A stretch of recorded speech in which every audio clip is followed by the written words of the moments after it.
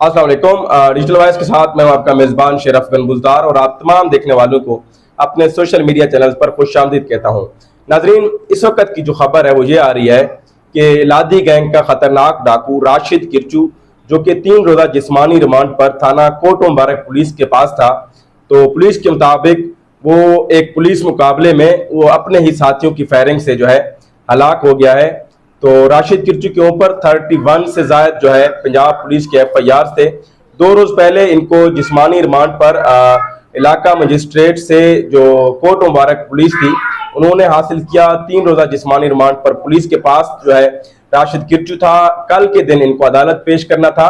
इससे पहले राशिद किरचू की जो वालदा थी उन्होंने डिस्ट्रिक्ट एंड सेशन जज को एक दरखास्त दी थी, पिटीशन डाली थी कि उसके बेटे को जेली पुलिस के मुकाबले में जो है मार दिया जाएगा, लिहाजा उसके बेटे को बचाया जाए। और इसके अलावा जो है इन्होंने हाई कोर्ट में भी एक पिटीशन डाली हुई थी। तो खैर इसकी वालदा के जो खदशात थे वही हुआ। जो राशिद किरचू है वो पुलिस मुकाबले में उसको मार दिया गया है। और इससे पहले राशिद किरचू जब BMP की तहवील में था, BMP के पास जो है रिमांड पे था, तो उन्हें दहाई दी थी अपने एक पीर को कि जो है पीर साहब जो है मुझे बचाए, पीर को मेरा पैगाम पहुंचाया जाए। लेकिन वही बात है, ना कोई पीर काम आया ना कोई दम काम आया। तो राशिद किरचू जो है आखिरकार एक पुलिस मुकाबले में जो है वो मार दिया गया है। उसकी लाश जो है शायद थोड़ी देर बाद पोस्टमार्टम के लिए DG खान लाया जाएगा।